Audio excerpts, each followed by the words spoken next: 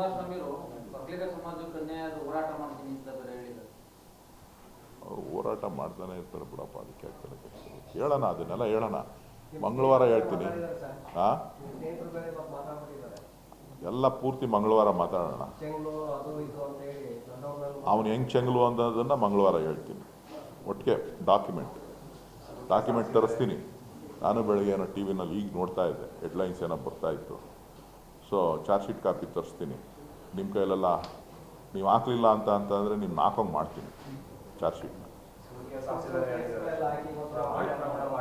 ಈಗ ಆಣೆ ಪ್ರಮಾಣಕ್ಕೆ ಹೋಗಿದ್ರಲ್ಲ ಅವ್ರು ಯಾರು, ಇವನು ಹೋಗಲಿ ಆಣೆ ಪ್ರಮಾಣದ ಮೇಲೆ ಅವನೆಲ್ಲ ಬರೀ ಇವನು ಯಾರ್ಯಾರ ಮೇಲೆ ಆಣೆ ಇಕ್ಕಿದಾನೋ, ಸಿದ್ದರಾಮಯ್ಯನ ಮೇಲೆ ಆಣೆ ಇಕ್ಕಿದಾನೋ, ಯಡಿಯೂರಪ್ಪನ ಮೇಲೆ ಆಣೆ ಇಕ್ಕಿದಾನೋ, ಕುಮಾರಸ್ವಾಮಿ ಮೇಲೆ ಆಣೆ ಇಕ್ಕಿದಾನೋ, ನನ್ನ ಮೇಲೆ ಆಣೆ ಇಕ್ಕಿದಾನೋ, ಎಷ್ಟೆಷ್ಟು ಆಣೆ ಇಕ್ಕಿದಾನೋ ಯಾನ ಮಗನ ಗೊತ್ತು. ಇದನ್ನೆಲ್ಲ ಹಿಡಿಬಿಡ ಕಣೆ ನೀನು. ಇದು ಬೈಟ್ ಹೆಂಗಾಯ್ತದೆ? ಬೈಟ್ ಕೊಡ್ತೀನಿ, ಮಂಗಳವಾರ ಕೊಡ್ತೀನಿ. ಮಂಗಳವಾರ ಕೊಡೋಣ, ಮಂಗಳವಾರ ಮಾತಾಡೋಣ ಹುಡುಗರು, ಮಂಗಳವಾರ ಮಾತಾಡೋಣ, ಕ್ಲೀನಾಗಿ ಮಾತಾಡ್ತೀನಿ.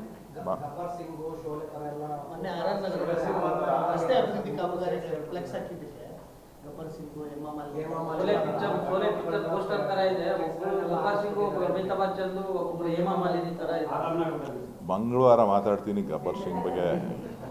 ಮಂಗಳವಾರ ಹೇಳ್ತೀನಿ, ಅವ್ನಿಗೆ ಏನೇನು ಹೇಳ್ಬೇಕೋ ಎಲ್ಲ ಒಟ್ಟಿಗೆ ಹೇಳ್ತೀನಿ.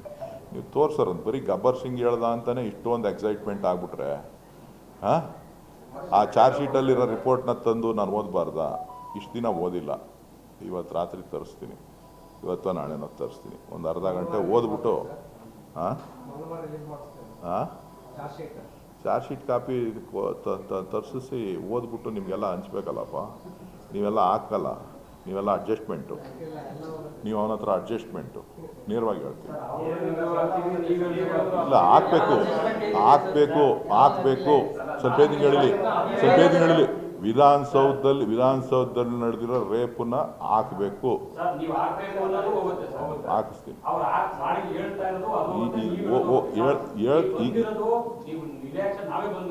ನೀ ಬಂದಿದ್ಯಾ ಇಲ್ಲ ಅಂತ ನೀ ಬಂದಿದ್ದೀ, ನೀವು ತೋರಿಸ್ತೀನಿ ಅದನ್ನು ಡಾಕ್ಯುಮೆಂಟ್ ಇಟ್ಕೊಂಡು ಮಾತಾಡಬೇಕೆ ಹೊರತು ಖಾಲಿ ಮಾತು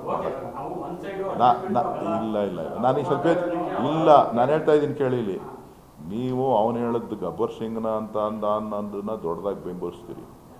ನಾನು ನಿಮಗೆ ಎಷ್ಟೆಷ್ಟು ಗಂಟೆ ಎಷ್ಟೆಷ್ಟು ನಿಮಿಷ ಅವನ ಹೇಳಿಕೆ ತೋರಿಸ್ತೀರಿ ಅನ್ನೋದನ್ನು ನಾನು ನಿಮಗೆ ತೋರಿಸ್ಬಲ್ಲೆ. ಅವನನ್ನು ಯಾವ ರೀತಿ ಮುಚ್ಚಕ್ಕೆ ಪ್ರಯತ್ನ ಮಾಡಿದಿರಿ ಅನ್ನೋದನ್ನು ತೋರಿಸ್ಬಲ್ಲೆ. ಮೀಡಿಯಾದ ಬೇರೆಯವ್ರನ್ನ ಯಾವ ರೀತಿ ಗಂಟೆಗಟ್ಟಲೆ ತೋರಿಸಿದ್ದೀರಿ, ಇವನನ್ನು ಯಾವ ರೀತಿ ಪಾಸ್ಔಟ್ ಮಾಡಿದಿರಿ, ಅದನ್ನು ಸ್ಪಷ್ಟವಾಗಿ ನಿಮಗೆ ಉದಾಹರಣೆ ಕೊಟ್ಟು ಹೇಳಬಲ್ಲೆ. ನೀವು ಅಂತಂದರೆ ವರದಿಗಾರರು ನೀವಲ್ಲ.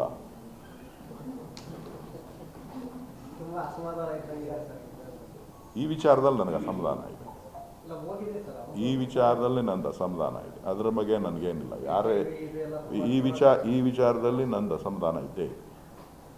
ಈ ವಿಚಾರದಲ್ಲಿ ನಾನು ಬೇರೆ ವಿಚಾರದಲ್ಲಿ ಹೇಳಕ್ಕೆ ಹೋಗಲ್ಲ. ಈ ವಿಚಾರದಲ್ಲಿ ಪರ್ಟಿಕ್ಯುಲರ್ ಆ ವ್ಯಕ್ತಿ ವಿಚಾರದಲ್ಲಿ ನಿಮ್ಮ ನಡವಳಿಕೆಗಳ ಬಗ್ಗೆ, ನಿಮ್ಮ ಚಾನಲ್ಗಳ ನಡವಳಿಕೆಗಳ ಬಗ್ಗೆ ನನಗೆ ಅಸಮಾಧಾನ ಇದೆ. ಬೇರೆಯವ್ರನ್ನಾಗಿದ್ದರೆ ನೀವು ಸುಮ್ಮನೆ ಬಿಡ್ತಿರ್ಲಿಲ್ಲ.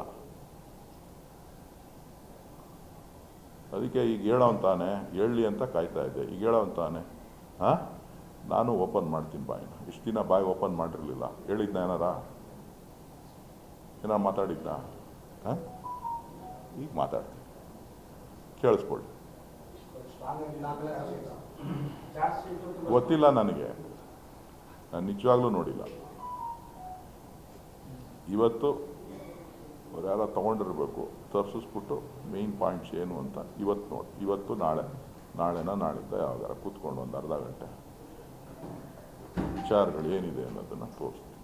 ನೀವು ಬೇರೆಯವ್ರದ್ದಾಗಿದ್ದರೆ ಇಷ್ಟೊತ್ತಿಗೆ ತೋರಿಸ್ತಿದ್ರಿ, ಚಾರ್ಜ್ ಶೀಟ್ ಬಂದ ದಿನವೇ ತೋರಿಸ್ತಿದ್ರಿ. ನೀವು ತೋರಿಸ್ತಿಲ್ಲ ಇದು ಚಾರ್ಜ್ ಶೀಟ್ ಬಂದು ಸುಮಾರು ದಿನಗಳಾಯಿತು. ಅವತ್ತಿಂದ ನೀವೇನು ತೋರಿಸಿಲ್ಲ ಅಂತ ಅಂದಮೇಲೆ ಅದು ಬೇರೆಯವ್ರದ್ದೆಲ್ಲ ಸಿಗದೇ ಇರೋದು ಸಿಕ್ಕೋಗುತ್ತಾ?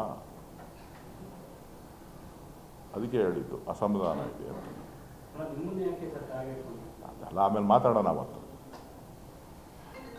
ಅವತ್ತು ಮಾತಾಡೋಣ ರೀ.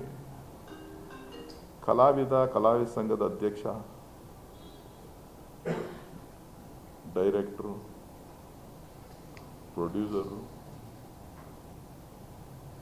ಜಾತಿ ಗಣತಿದ್ದು ಸ್ವಲ್ಪ ಅಂಕಿಅಂಶ ಒಂಚೂರು ತಗೋತೀನಿ, ನೋಡ್ಬಿಟ್ಟು ಹೇಳ್ತೀನಿ. ಸದ್ಯಕ್ಕೆ ವಿರಾಮ ಕೊಟ್ಟಿದ್ದಾರಲ್ಲ 15 ದಿನ, ಎಷ್ಟು ದಿನ? ಅಲ್ಪ ಇಲ್ಲ,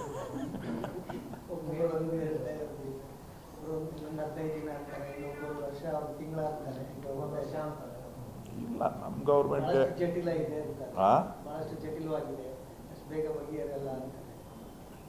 ಥರ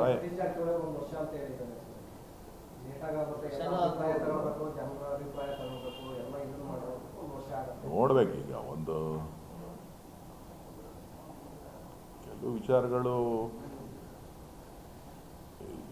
ಈಗ ಇದು ಜಾತಿ ಗಣತಿ ಅಂತ ಆಗೋಗಿದೆ.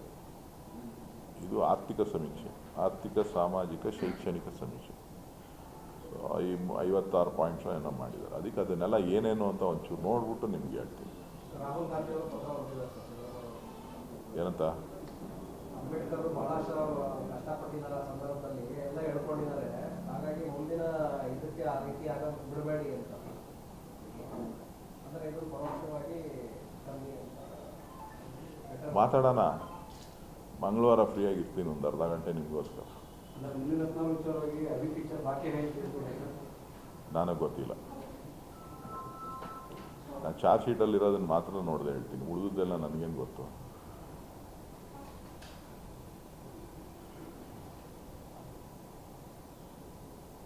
ಅವನ ಹೆಸರು ಹೇಳಕ್ಕೂ ಅಸಹ್ಯ ಅನಿಸುತ್ತೆ.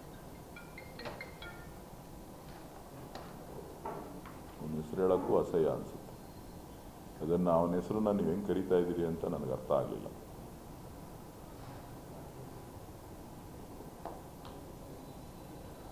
ನಾನು ಮೂರನೇ ವ್ಯಕ್ತಿ ಬಗ್ಗೆ ಅಲ್ಲ, ಒಬ್ಬ ಜನಪ್ರತಿನಿಧಿಯಾಗಿ, ಒಬ್ಬ ಮಾಜಿ ಮಂತ್ರಿಯಾಗಿ ಅವನ ನಡವಳಿಕೆಗಳು, ಅದನ್ನು ನೀವು ಖಂಡಿಸದೆ ಅವನನ್ನು ಇನ್ನೂ ವಿಜೃಂಭಿಸ್ತಿರಲ್ಲ, ಅದ್ರ ಬಗ್ಗೆ ನನಗೆ ಅಸಮಾಧಾನ ಆಯಿತು.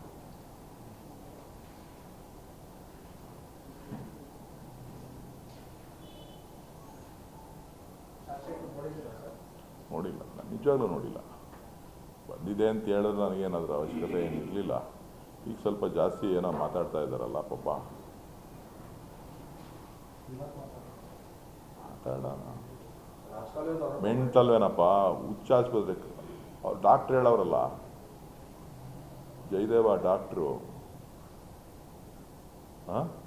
ಅವರೇ ಹೇಳಿದ್ರಲ್ಲ, ಆ್ಯಸಿಡ್ ಬಿದ್ದುಬಿಟ್ಟು ತಲೆಗೆ ಪೆಟ್ಟು ಬಿದ್ದುಬಿಟ್ಟು ಪೆಟ್ಟಾಗಿದೆ ಅಂತೇಳಿ ಮೆಂಟ್ಲಾಗ್ಬಿಟ್ಟಿದ್ದಾರೆ, ಇನ್ನೂ ಟ್ರೀಟ್ಮೆಂಟ್ ಆಗಿಲ್ಲ.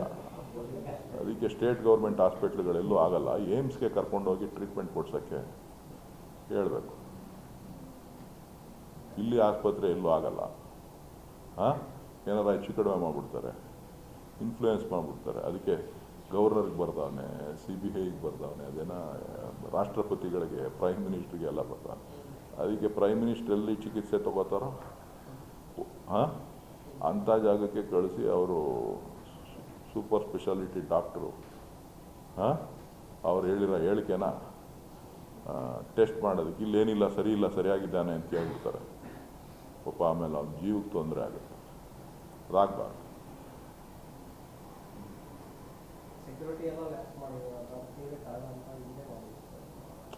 ಹೇಳೋಣ ಬಿಡು.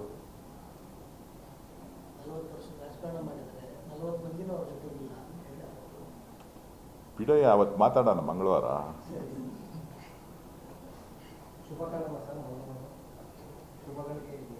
ಹಂಗೇನಿಲ್ಲ, ಸೋಮವಾರ ಊರಿಗೆ ಹೋಗ್ತೀನಿ, ಮಂಗಳವಾರ ಬೆಂಗಳೂರಲ್ಲಿರ್ತೀನಿ.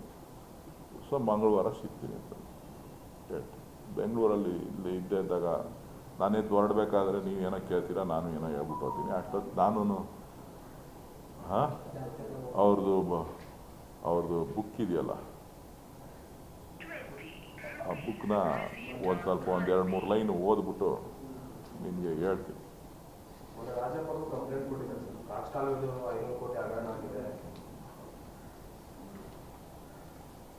ಮಾತಾಡೋಣ.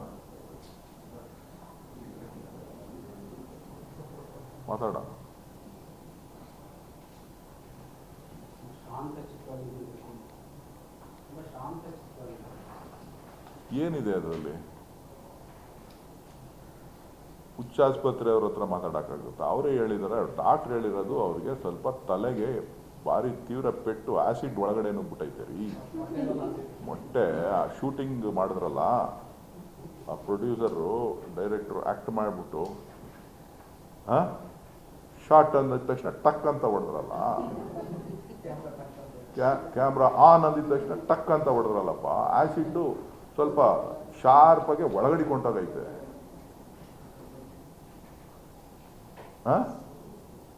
ಸೊ ಅದು ಹೆಂಗೆಂಗೋ ಆಡಿಸ್ತಾ ಐತೆ, ಒಳಗಡೆ ಮೆದ್ಲು ಕದಲ್ತಾ ಇದೆ. ಅದನ್ನು ಸರಿಪಡಿಸ್ಬೇಕು ಅಂತಂದರೆ ಆ ಡಾಕ್ಟ್ರೇ ಆಗಬೇಕು. ಆ ಡಾಕ್ಟ್ರು ಕರ್ಕೊಂಡೋಗಿ ಒಳ್ಳೆ ಡೆಲ್ಲಿನಲ್ಲಿ ಏಮ್ಸ್ ಆಸ್ಪತ್ರೆಯಲ್ಲಿ ಟ್ರೀಟ್ಮೆಂಟ್ ಕೊಡಿಸ್ಬೇಕು, ಆರೋಗ್ಯ ಸರಿ ಮಾಡಿಸ್ಬೇಕು. ಅವ್ರ ಜವಾಬ್ದಾರಿ, ಅವರಿಂದ ಬೇಕಾದಷ್ಟು ಒಳ್ಳೊಳ್ಳೆ ಕೆಲಸಗಳಾಗಬೇಕು.